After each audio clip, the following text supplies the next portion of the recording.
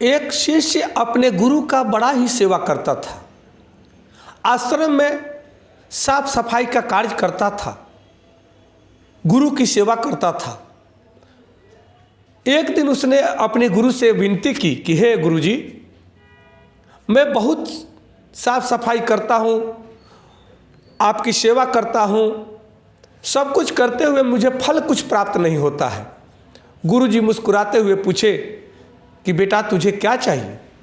बोला कि गुरुजी, रहने को घर हो जाए, खाने पीने को अन्न हो जाए, पहनने को वस्त्र हो जाए, समाज में मान प्रतिष्ठा हो, ऐसा वरदान दीजिए, ये आशीर्वाद दीजिए।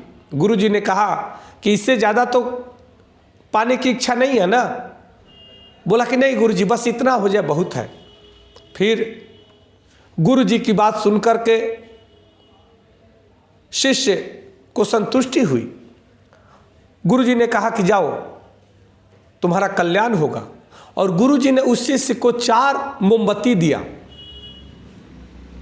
4 मोमबत्ती दे करके गुरुजी ने कहा कि देखो, एक मोमबत्ती जलाना और यहाँ से जहाँ तक जाओगे, मोमबत्ती जहाँ बुझ जाए वहीं खुदाई करोगे तो तुम्हें बहुत सारा सोना चांदी मिलेगा, ले लेना।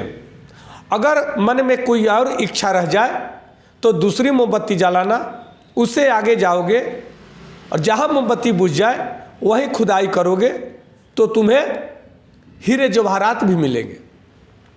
इसी तरह से गुरुजी ने कहा कि और भी इच्छा रह जाए तो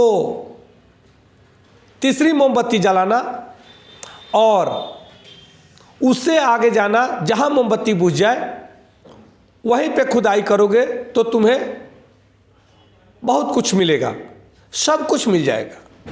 परंतु चौथा मोमबत्ती उन्होंने कहा कि जलाते हुए कभी भी दक्षिण दिशा की ओर मत जाना, क्योंकि वहाँ जाओगे तो तुम्हें परेशानी की सामना करना पड़ सकता है।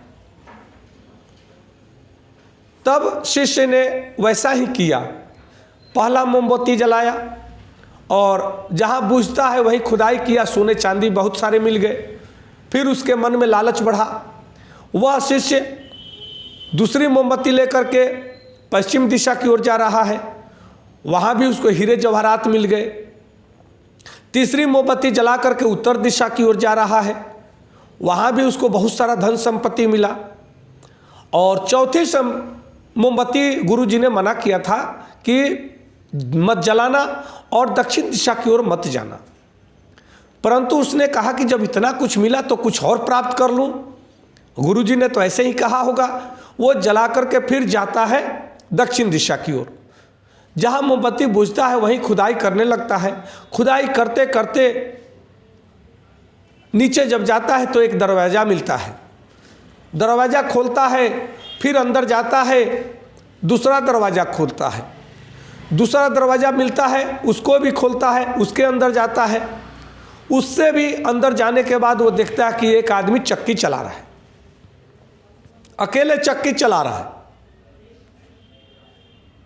उस शिष्य ने कहा कि भाई तुम कौन हो, यहाँ क्या कर रहे हो? वह इतना ही शब्द कहा कि वो चक्की उसके हाथ में चिपक गई और उसके हाथ से चलने लगी, और वह व्यक्ति जो चला रहा था वह मुक्त हो गया।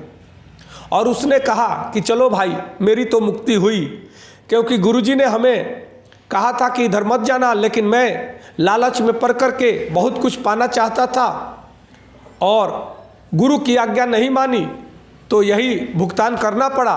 अब तुम्हें तो कोई दूसरा तुम्हारे जैसा मूर्ख आएगा, लालची आएगा, तभी तुम्हारी मुक्ति हो पाएगी। तुमसे बड़ा कोई लालची आएगा, वही तुम्हें मुक्त कर पाएगा। और वह व्यक्ति चला गया। आज संसार का यही नियम चल रहा है। सब लोग संसार में जो प्राप्त हो गया उससे खुश नहीं है और कुछ प्राप्त करना चाहते हैं, और इसी कारण हर व्यक्ति दुखी है, परेशान है, क्योंकि जीवन का सिद्धांत है कि जो प्राप्त है उसमें संतुष्ट रहो और कुछ अच्छा पाने की प्रयास करो, परंतु जो प्राप्त है उसकी अवहेलना करके और पाने के लिए दौड़ रहा है मनुष्य, इकट्ठा करने के चक्कर में पूरे जीवन को नष्ट कर रहा है और ये इकट्ठा करता करता चला जाता है, उसका उपभोग भी नहीं कर पाता। यही आज का समय चल रहा है। इसलिए हम सबको गुरु की आज्ञा माननी चाहिए और जो भी ईश्वर ने हमें दिया है जीवन में, उसे संतुष्ट रहने का प्रयास करना चाहिए, तभी हम खुश रह पाएंगे। नमस्कार, धन्यवाद, जय श्री कृष्ण।